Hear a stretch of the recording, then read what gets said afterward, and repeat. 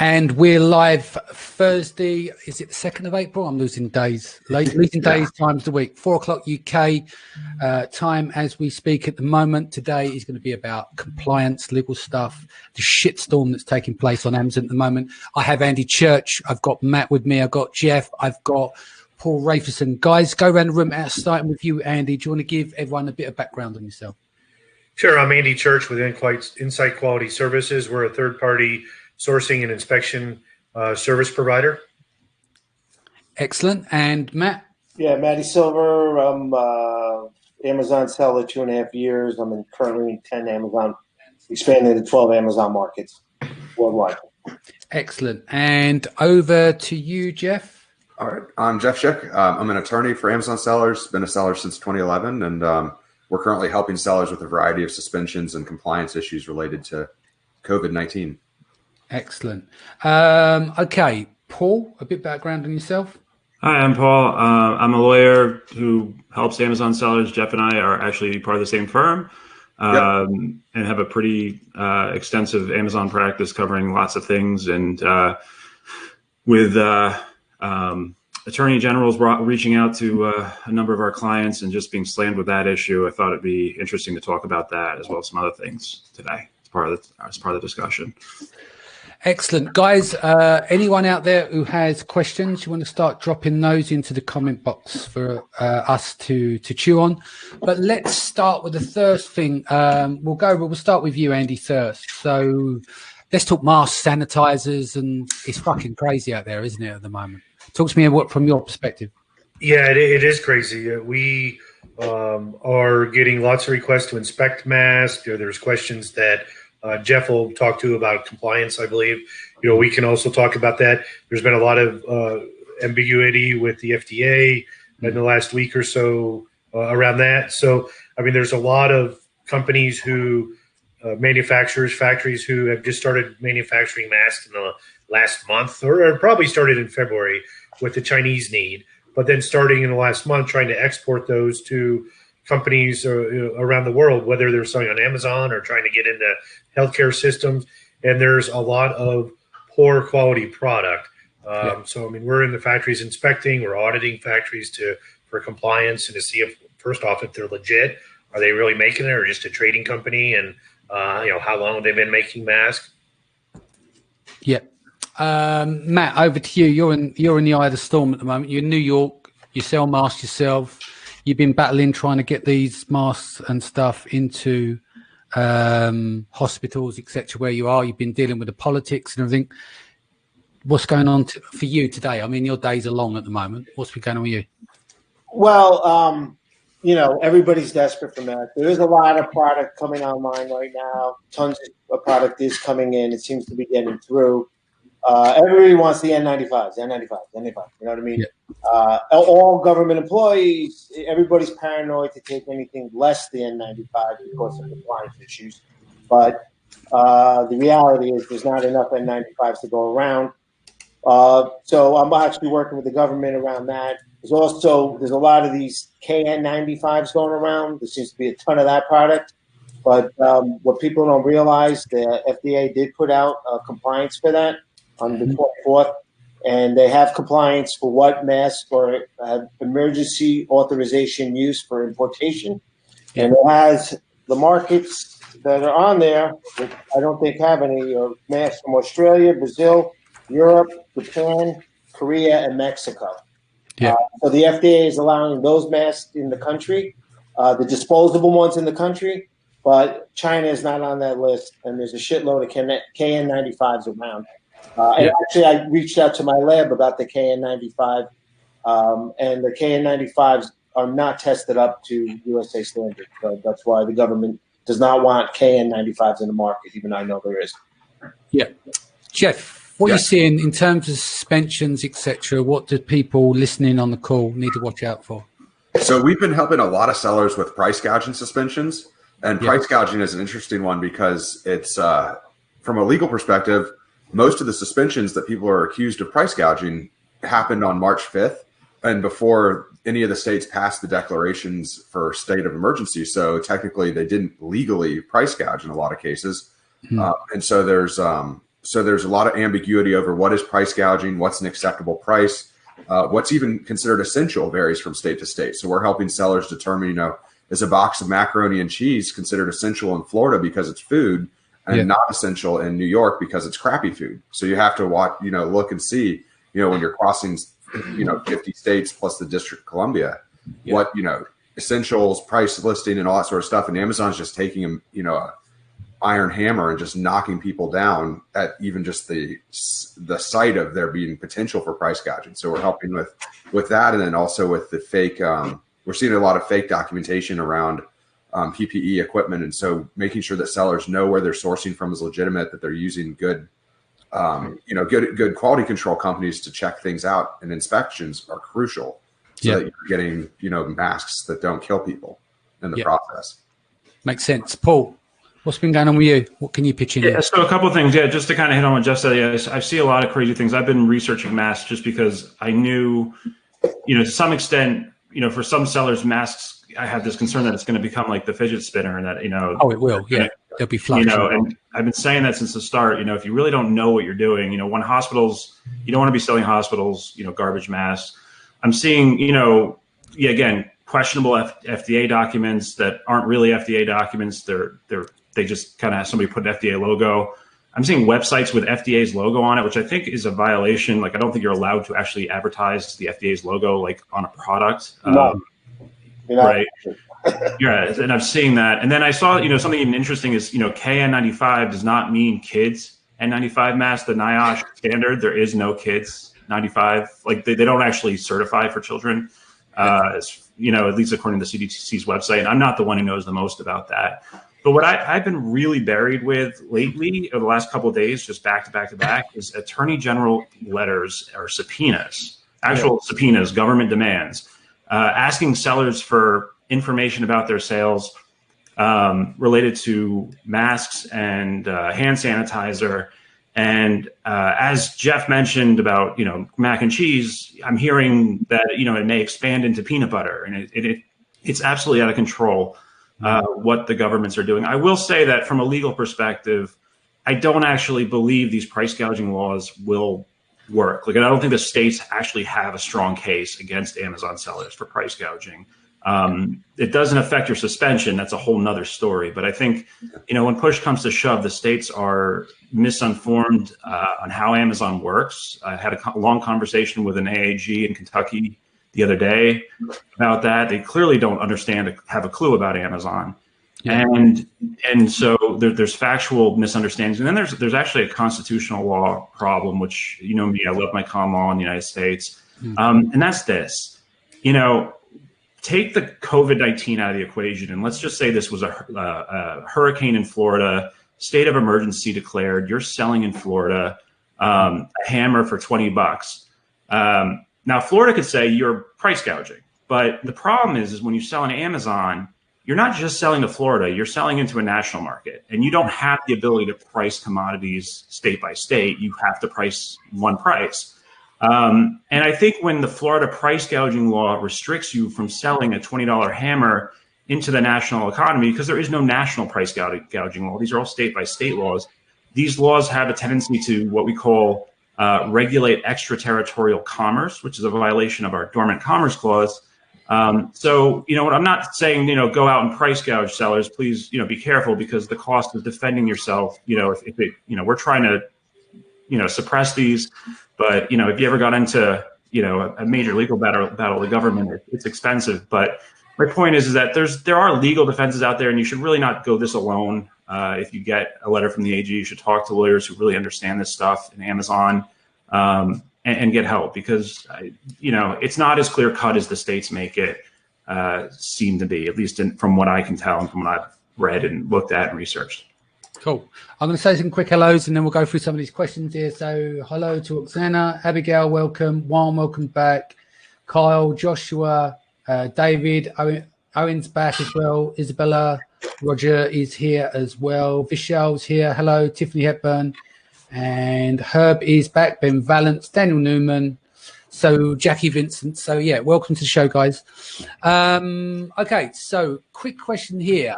I've got, if we have a Chinese contact that is registered with NIOSH/CDC and FDA all verified, why isn't the FDA allowing N95 masks from China and assuming the above? And when would we need an FDA initial importer license to bring them into the US? I can answer that. Go for it. Well, NIOSH, there is a list of NIOSH approved factories. There's only like maybe 30 companies that are approved to make to have the NIOSH certification. And to get the NIOSH certification, they fly to the factory in China and approve. And there's strict guidelines for that. So if you have that certification, we could verify that. And I would go to the NIOSH website of the proof. They have the approval manufacturers. That's how you can certify. Those masks are allowed in. N95s are allowed in the country. It's the N95s that are not allowed. An N95 that has the official NIOSH certification on it, and I would match it with the website. But there are, they go to the factories in China and certify that, and there's a list of those manufacturers. So that's what I say. I would check with that. Yeah. So Ben Leonard says, my supplier in China is telling me now it's not possible to ship FPP, N95 or KN95 to the UK. I'm finding that out now. I just shipped them to the UK. Andy, do you know anything about this? I think there's been something in the last 48 hours that the government shut down in China and have sent that message out. So I think this is quite new. Is anyone on top of this at the moment? Well, I don't know about the Chinese. I haven't heard anything in the last 24 or 48 hours about China stopping. In the UK, Europe, the EN standard and CE standard, addresses FPP2 and FPP3 masks. So the EU isn't stopping importation, similar to the FDA issue with the KN95s. Now, if there's a China stop, that's something different, and I'm not aware of that as up to this point. I haven't heard about any China stop either. I've heard about some masks getting confiscated in the UK. I just shipped a whole bunch to the UK, and I will find out. But I know Italy, Germany, and France stopped Amazon from letting sellers sell in those markets, but I believe that's got cleared up now. Yeah, I'm going to just quickly say thank you. I know you just sent a load over for my donation for donation matching to the front line over here. So it's going to be interesting. I've got from donations, I've got this week in total about 5,000 from various different people that have donated. I'll thank them all after. They've not all arrived yet. So it's going to be interesting to see where they're coming through customs. Some are masks, some are KN95, some are surgical masks, some of the masks are here. But I will say a big thank you. So we're going to get these out to the front line. So it's going to be interesting when my phone starts to ring to see what's happening. And it's going to be like a game of ping pong to see if all these are coming and what the problems are. So as soon as I know that, I'll document and explain to people all the issues that we may incur. But Matt, thank you for your donation there. Ben says, I'm not interested in selling these. These are just for family and friends. I know, Ben. It's all good. Some other questions here. Ben says, I don't want to profit from this. Family and friends as a gift. If you list it as a gift, then that might get you out of the and you're not bringing in a container or tens of thousands. I think if you just, as a gift, if you're getting 100 or 50, I think you should be okay. Okay, so Roger's asked, Andy, are you familiar with UK EU law reference to PPE? How well is FDA recognized here? Well, there's EN and CE standards for Europe and the UK that are applicable. So a lot of legitimate factories were exporting masks prior to the last couple of months to Europe with the CE standard. The EN standard is 149-2001 for FFP3s and 2s. That's the performance standard. The other standard is EN 529-2005. So if your factory doesn't know what those are, then most likely they didn't export those previously to the current crisis. And by the way, it seems like every factory's making masks in China now. Everybody's making masks in China. Everybody's a mask factory. Let me see what this one here. Can we cover the legalities of selling some of the previous restricted items on Amazon that no longer restricted, as well as legally speaking, what is price gouging? We kind of covered the price gouging part earlier. So where is the current situation, Jeff, with selling masks on any of the Amazon marketplace, like as of today? Because obviously it changes. What's happening? So I've been dealing with the aftermath of selling masks a couple of weeks ago. I haven't actually so most of my clients have actually all just pulled out of the masks because they don't want to risk an account suspension. So it seems to be one of those areas. Amazon cracked down pretty hard. You have to be, there's really strict requirements to even be allowed to sell because they were gated on certain like masks and hand sanitizers. Yeah. So if you're able to get around the gate, then there's really strict requirements. A lot of people are finding they can't even make a profit on it at all because Amazon's looking at you can buy it at Home Depot for $10, and so it should be available for sale on Amazon for $10, not taking into account, the 50% that goes right away to Amazon fees. So if you sell that box for $10 that you bought for $10 and you pay Amazon $5, then obviously you now have a negative $5 loss. So most people are sticking out of the PPE game right now just because it's too risky. Yeah. There's so much uncertainty as to the legal, what could go wrong. Now, and I think Tiffany's question though really referred to the restricted categories, like where people were not able to send in clothes and shoes. Like those were the restricted. I think that's what she was referring to. Okay, then let's explore that then a little bit for Tiff. Yeah, because she's a regular joins the show. So let's get that one answered for her. Yeah. Yeah. So now to speak to that, what we're seeing is Amazon's relaxing the restrictions on what's considered an essential good. So they're allowing you to send in the non-essential goods into FBA now. But it seems to be on a case-by-case basis. They're really choosing the ones that are getting things that will fly off the shelves quickly and have high turnover. So they don't want, they seem less interested in, the private label laundry detergent that's going to go in and have a bunch of PPC and take time to launch. And they're more interested in the Tide Pods going in because they know it's going to go off the shelf. So that seems to be what we're seeing is it's more major brands are unrestricted. And anything that's got a low sales rank or low sales history is being restricted. Yeah. Okay. So going back to one of the previous questions, thank you very much for your help, guys. One more thing. Would a custom broker be able to assist and are knowledgeable in getting these imported properly? I mean, a freight forwarder should know the guidelines. I mean, I'm definitely leaning on mine for Europe, but a good freight forwarder should, that's what they do. They should know what's getting stopped and what's not. And ask if they haven't gotten that product through before. Yeah, I think that would be the way to deal with that. Is that they've gotten that product through, or are they aware of any limitations on the product they're trying to get through? Yeah, because I think that's what the broker should be doing. Okay, Juan has asked about: has anyone sourced the COVID-19 tests? I've seen them, but they're like for they're selling them. But that's like medical shit. And I wouldn't touch that. That is, that is just waiting for a cease and desist from the. Yes, you got them. No. Yeah, I mean, use them for your friends and family and see. But I mean, there.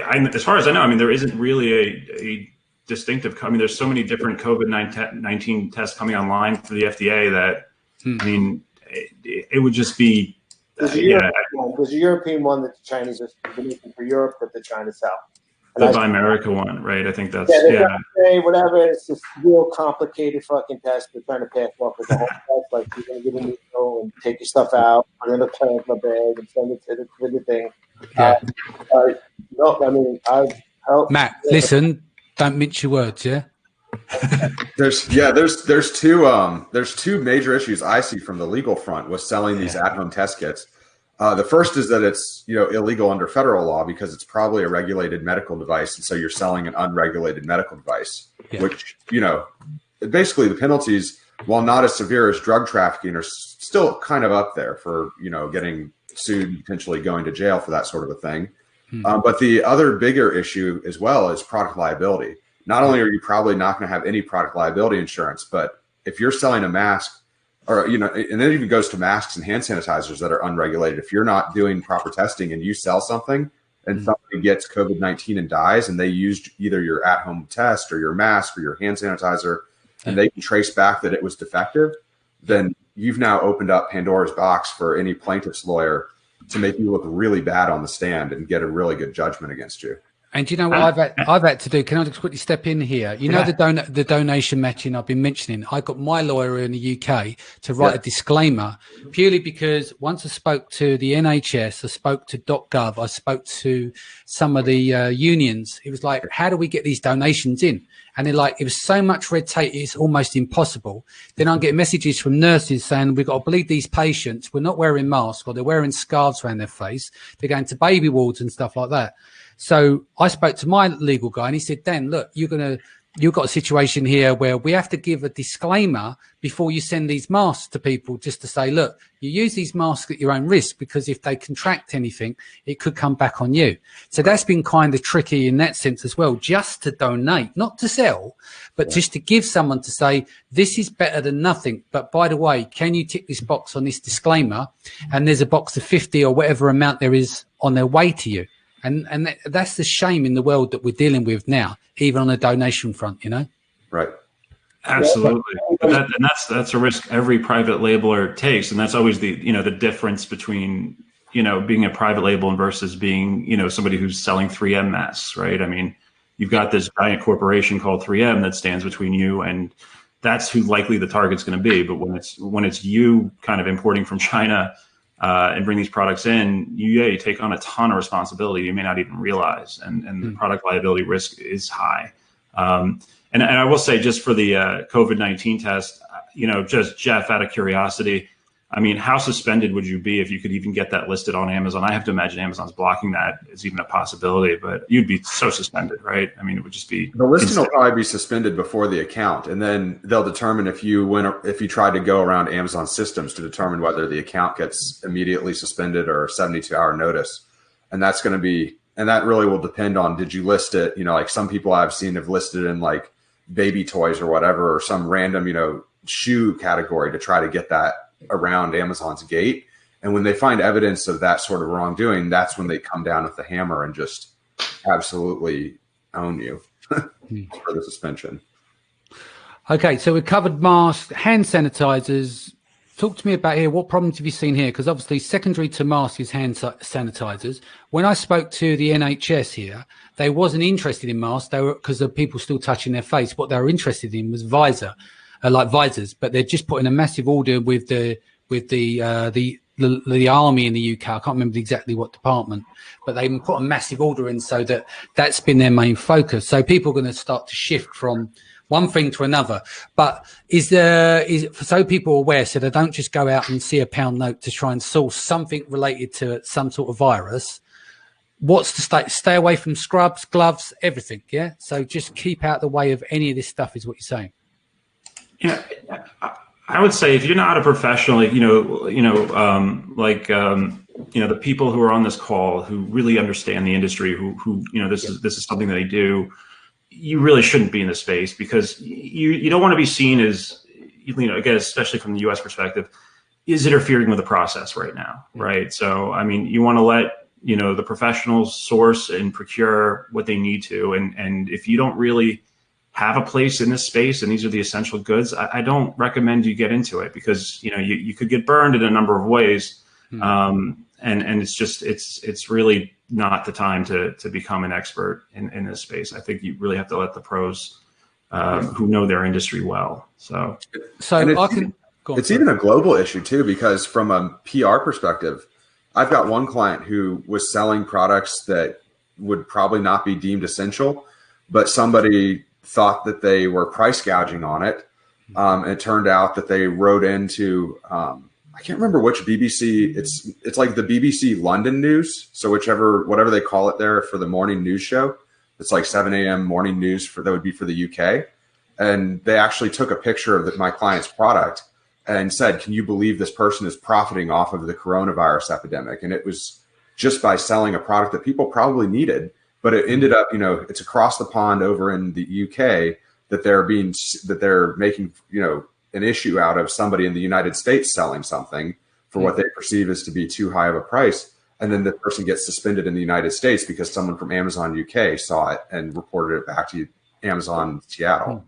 Yeah. And I'm going to speak quickly in defense of some of the, quote unquote, accused price gougers. I'm not talking about the people selling toilet paper for $700, but you think about, these were people, going to the Arkansas Walmart and pulling, 3M masks from the shelves and getting them into Amazon so that they could be bought by people in California and New York where they were needed. This is January we're talking. We're not talking March 15th. We're talking January, where, the president was still denying this was a problem.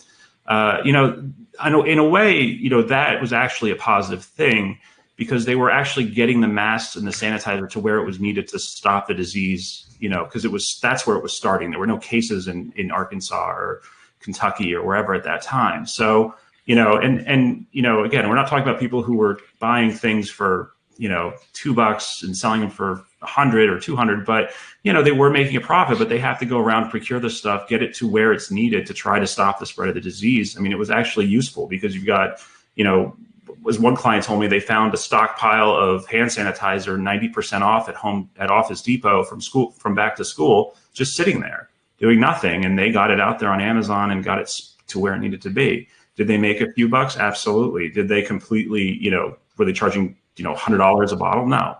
But, it's the problem I have with this is just this whole attack on the ability to resell, and and the governments are just getting so crazy with it that it's really scaring the entire retail arbitrage community. Is so afraid to sell anything right now, because they're like, is that price gouging? Is shoes price gouging? Is clothes price gouging? Is peanut butter? When that's a community that's used to buying things for 90% off and then getting 4 or 5 times return on it, if not 300. It's just that's what they do. So. Yeah. So, question for you, the new fidget spinners, can you see the market become awash with this? I mean, I get inbox 3, 4, 5 times a day, and people got confused with the difference between a donation and I'll sell it to you at cost plus 10% is the most common one that I get in, right? Yeah. And so, and I look at this and no disrespect, I'm seeing these Chinese guys, it's like, well, hold on a minute. What chance have you got to go into the level of going to a procurement of the government if you're trying to flog to me, adding me as a friend on Facebook, calling me dear, and ask me if I want to do this, where is this going to go? So what's going to happen? Let's just say 3 months now. Matt's properly in the game here. This is his bread and butter. This is what he's been doing way before this all come along. That's his expertise. But what's happened to the pretenders to the crown, the guys that have sneaked in here trying to earn a pound note? There's all of these masks, there's all of this PPE in the market, and it can't go anywhere. Is it going to be in a landfill? What do you think should happen? Well, I mean, first of all, in the market, I mean, it's a pain in the ass, but I do give kudos to Google and Facebook for not allowing any face masks. I mean, that's unbelievable. So that took out a huge chunk of all the wannabes. Even with Amazon, it's pretty incredible. Animal just total algo sweep. Anybody remotely with a mask got taken down, and so I see people getting stuck with some masks. Definitely on the disposable. All clothing manufacturers you're going to see the Tommy Hilfiger mask, the Gucci mask, the Supreme mask. That's coming. My Pillow's doing the mask. Major League Baseball's doing the mask, and nobody in Amazon can compete. With that level of factories. So I definitely see if you weren't in this game, there's a couple of people who are going to make a quick bucks, but some people, and as people realize that some people are going to get screwed really bad with their own projects. But I definitely see it dying off from my end. Yeah, Andy, let's bring you in here. Obviously, you've seen on an inspection level. This is probably a lot of what you're seeing at the moment, or your team in China, which you oversee. Yeah. Yeah, I mean, I'm in the States, so I'm not on the ground. We're dealing with a lot of companies that are importing PPE products, and you mentioned sanitizer. So one of the issues that we're facing is we can inspect goods, but we're not able to get testing done. There's such a backlog on testing, especially on masks for filtration. It's 5 to 6 weeks. So I mean, we're in the factories doing some verification of what we can do to make sure that the items, the masks are flame retardant, that they really truly are fluid resistant. I apologize, I'm working from home, so if the family's in the background. Well, at least you know it's live, right? Yeah. So and then sanitizer is critical to confirm alcohol content. That's a big thing in the U.S. with the FDA or CDC. recommending 75% alcohol content or more to kill the virus. Well, that means it it has to go by vessel, and so people are trying to get around that. And the verification as much as possible is critical. And we're limited. So is everybody. I mean, whether it's 3M making sure that their mask or the raw materials and the finished product is up to standard, they're facing the same backlogs as the labs, as the hospital that's trying to buy 1 million. So it's a challenge. Yeah. So, but can you see 3 months from now, there's going to be a huge amount of masks in the landfill? Where is this going to go? Because I just think it's going to be swamped. Everyone's got them, but no one can distribute them. I don't think the U.S. for sure isn't going to have a paradigm shift to be like Asia, where if somebody's sick, they start wearing a mask to protect others. So I think that once we get through the next couple of months in the U.S., so 2 months, that the demand for surgical masks, which has surged because my neighbors, my friends, we just imported 10,000 and gave them away to the retirement home and stuff like that. I think once we get through this period, that's going to cease. People aren't going to have any interest in wearing masks. So do they wind up in the landfill? I think the good quality, whether it's a KN95 that came in before, or it gets slipped in, or an N95, or an FFP3 mask or 2, those are going to be in the warehouses or stock shelves at the hospitals and the doctor's offices and be used. I think the surgical mask will get chucked. I mean, the other interesting part, the online game is pretty much shut down. You can't sell that online. So people could still import them and they could sell them to the hospital, local communities. But for the most part, the disposable online game is shut down. I mean, I haven't had eBay or Walmart, but if you can't advertise on Google or Facebook or Amazon, it's pretty limited. Yeah. So basically, if you think about it, is that what about there are people out there who want to protect their family, wear masks, but they can't buy them, but the market's awash with them? Is it going to be, I don't know, they're going to go to car boot sales and stuff, do you know what I mean, to be able to grab these? Or is there going to be a black market appears for this, so it's sold on the street level? All the big retail, I mean, we're dealing with retail too, they all want N95, so they're going to figure out a way to get it. That's happening. It's gold anywhere. So all the big retail chains are all over it, big time. And do you see, like we've seen a bit of this in China, as things calm down, let's just say we get over the first part of the curve, people respect stay indoors. As life starts to return back to normality in some kind, do you think that people are going to regularly wear masks for a period of time, just for their own protection, for their own sanity? From my end, here in New York City, that's the only way we're coming out of this. Right. Wearing a mask is the new normal. Yeah.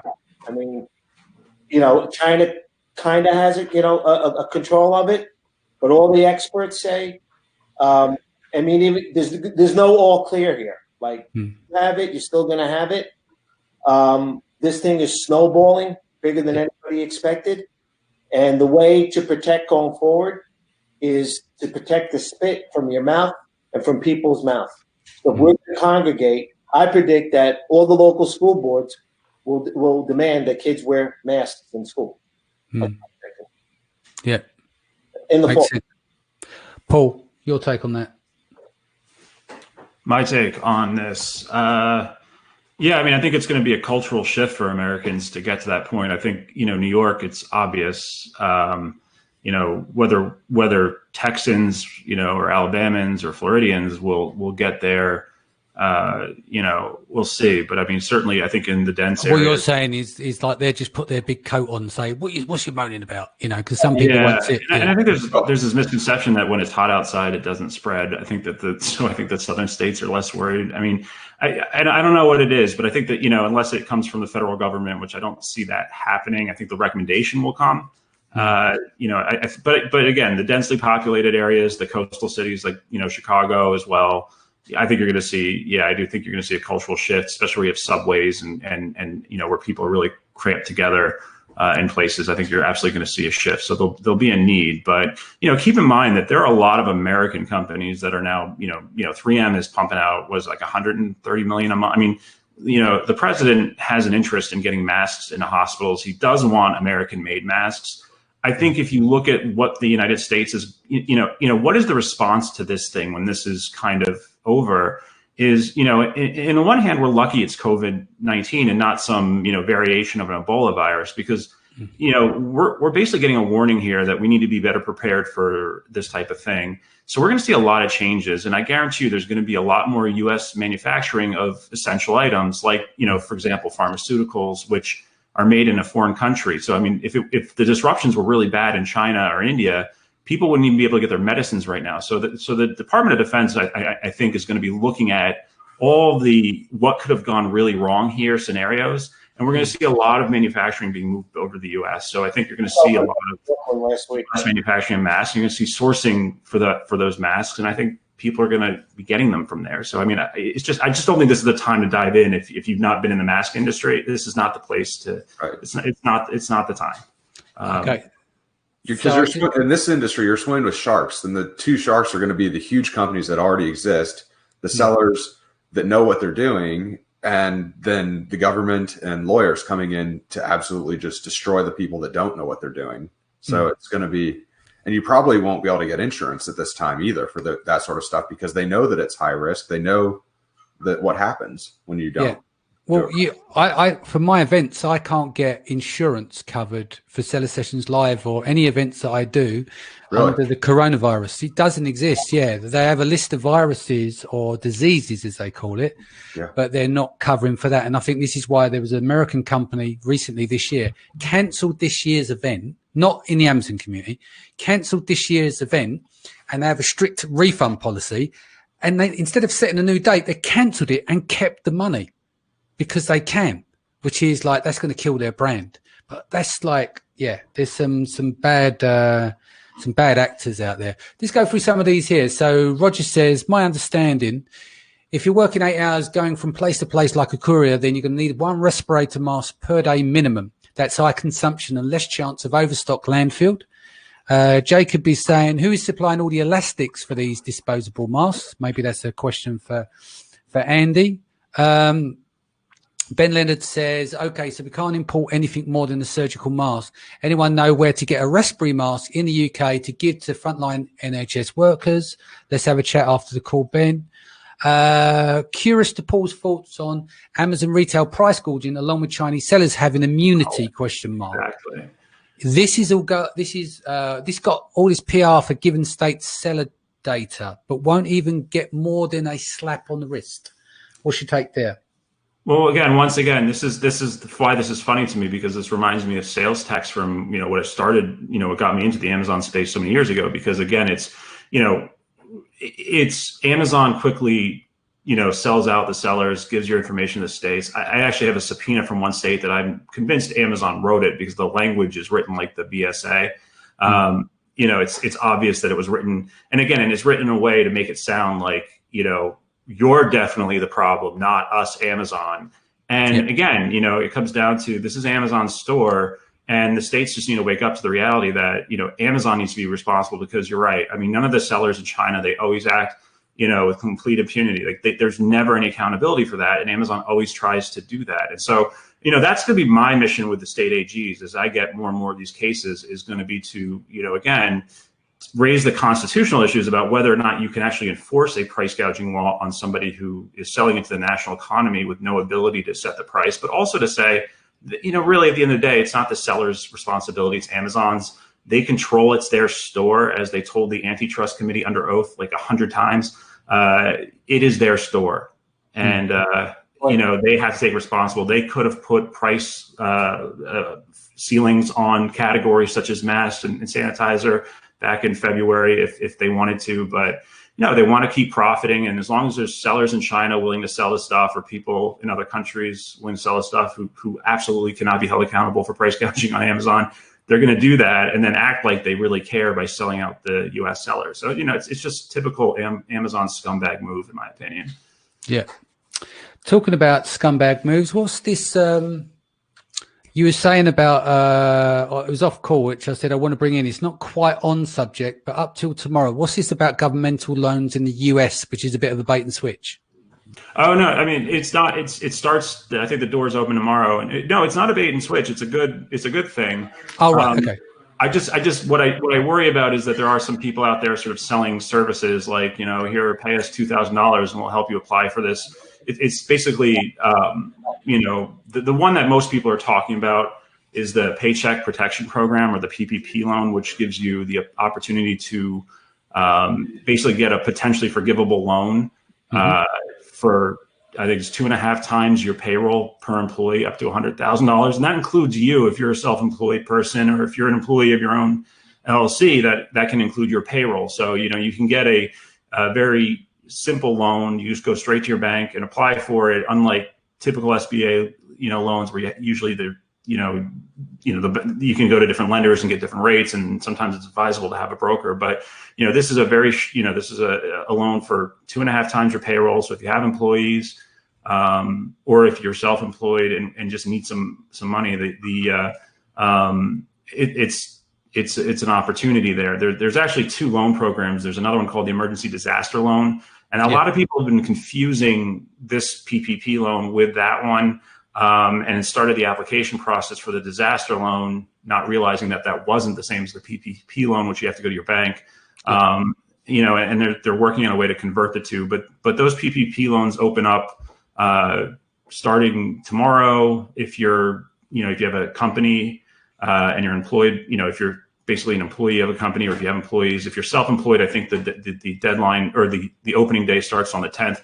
The key is you got to move quick. If you're eligible for these loans, move quick, because the money's going to dry up quick. I think it's $350 billion, but if you divide it by the number of people out there who need these loans, you've got to move quick and jump on that. So talk to your bank and take advantage of the loan if you can. And as long as you spend the proceeds on, I think it's 75% of the proceeds from these PPP loans, which are the forgivable ones. You don't have to pay it back.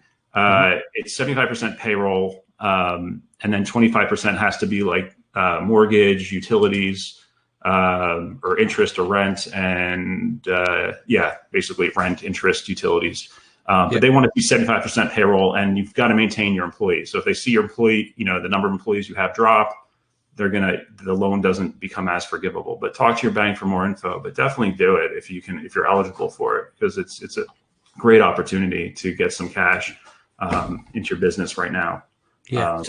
So Jacob's saying here on the screen, the 10,000 forgivable loan SBA in the USA, goes on to say Canada is a 40,000 emergency loan with a 10,000 forgivable loan component to it.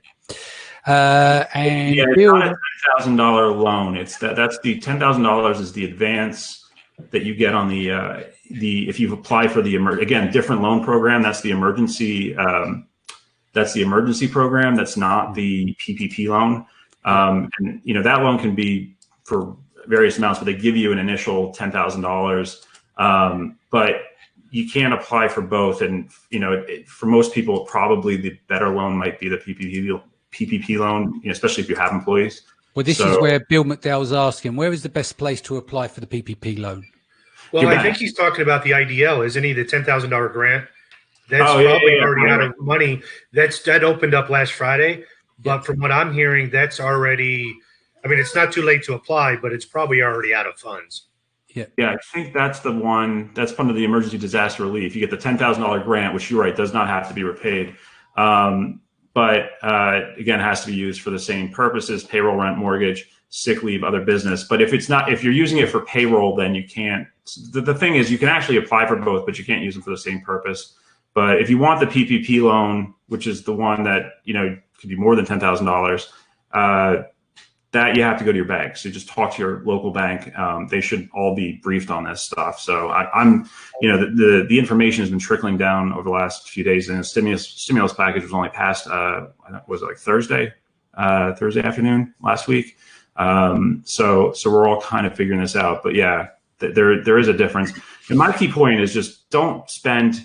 The PPP loan is straightforward. You go to your bank. It's probably the loan you want, although it depends on your situation. But don't spend $2,000 or whatever for somebody to help you apply for the loan. That's the part that I think, Danny, you and I were talking about. Yeah. And that's the ambulance chasing component. Yeah. There's no need to spend $2,000.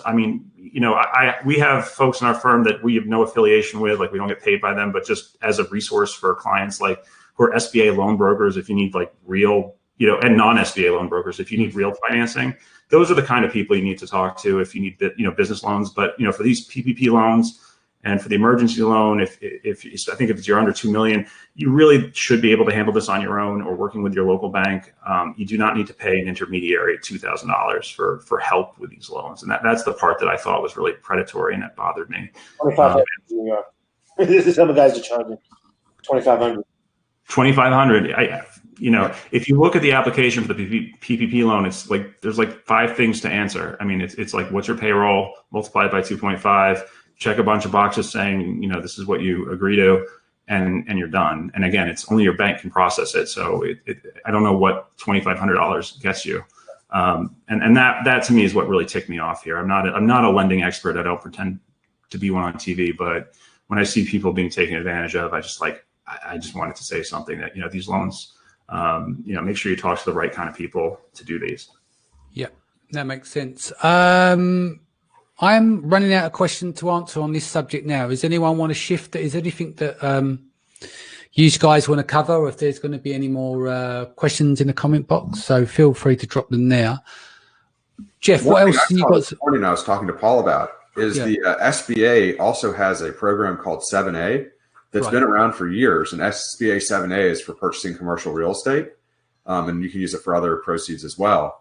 But what we discovered this morning is it appears that as part of that there's now you can apply for loan forgiveness of an SBA loan for up to 6 months. And so that might be an even better option than the PPE loan, because for instance, with my business, we've got a commercial building that we rent out and it has an SBA loan on it, and our mortgage is $8,000 a month. And so 8 times 6 is 48 versus the RIN versus the the PPP loan, which would limit us to about $20,000 or $30,000. So you need to weigh all your options with your bank before you apply for one, just because everyone else is doing it. Yeah, makes sense. Paul, want to add anything here? Just be careful out there. Like I said in the past, just there's a lot of great things out there to be sourcing.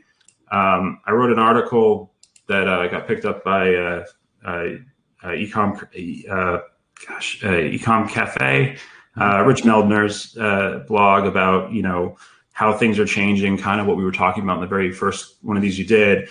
And I mentioned something to be looking into would be like green screens for all the corporate professionals out there who now their man cave has to be the background for their meetings, and obviously they don't want to take down their Beers of the World posters and so, just keep looking as things change. The world will be different coming out of this virus. And so, rather than trying to get in on the mask, which is like the gold rush or the tulips try to pay attention to the market and where things are shifting, how the behavior is shifting. I would strongly recommend watching a lot of CNBC Bloomberg, because I find the news there, just seeing what's going on in the financial markets and what companies are moving, gives you a sense of how behaviors are changing over time, and just try to spend a lot of time thinking about that. Don't waste your time with the masks. I think it's a dangerous game. If it's not your game and you haven't figured it out by now is not the time. Yeah. All right. This is Andy Shields. I know you very well, mate. That's a scam just waiting for happening. Has a couple of suppliers asking for 100% upfront because things are just picking up and they need to prioritize the production queue. Sounds fishy to me. What do you think, gents? I think stay well the fuck away from that one, mate. I've been doing 100% upfront. Huh? I'm able to move in this climate because I've been sending 100% upfront. Yeah, but you've got a regular client. This is someone who's probably fished him out on Facebook and calling him dear, so. But I'm doing 100% upfront in my relationships. Yeah, exactly. And shaking and get ahead of everybody else who's rushing their product. Yeah. Andy, would you like to add anything, my friend? Anything stand out for you that people should be careful of? No, I think there's been great advice. The 100%, if you don't have somebody on the ground representing your interest, is scary. I think that you're an exception, Matt. But relationship, I've been there, so I could do that because I have a deep relationship. But I wouldn't do it if I didn't have a deep relationship. Right. Yeah. If somebody's reaching out to you and want 100%, you might as well just think you're giving them money and not going to get You might as well anything. just get the money, take it out the back, sit down, set fire to it, and say thank you very much. Yeah. Away. Now, I think the advice has been great from Paul and team. If you don't know about PPE, now is not time to get into it. I mean, nobody's mentioned ethics, but I mean, we're in a humanitarian crisis. So to be trying to take advantage when these masks should be getting their frontline healthcare workers, stay out. Yeah.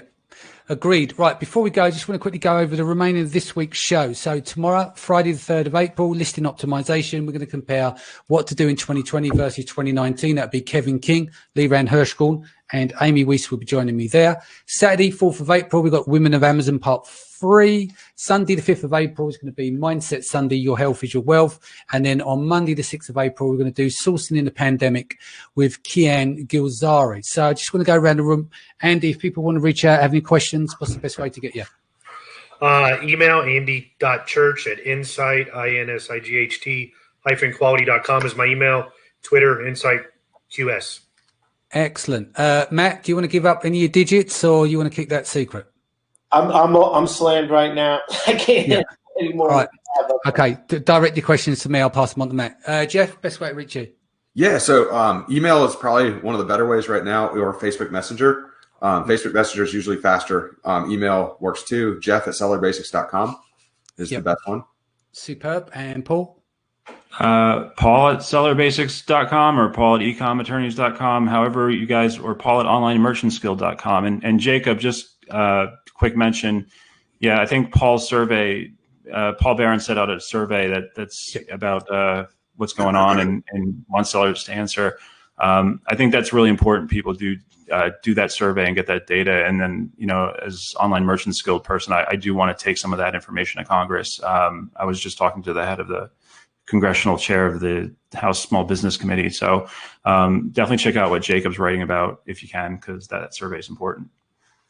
Right. Sounds good, guys. Thank you so much for joining me. Audience, thank you for joining us. Thank you for everyone who's allowed us to post into the other groups to broadcast this out across the community. I appreciate you. We're here every day. Take care of yourself. Take care of your family. Stay home. Stay safe. Lots of love. See you tomorrow. Thank you. Y'all have a nice day. Goodbye. Thanks. Bye.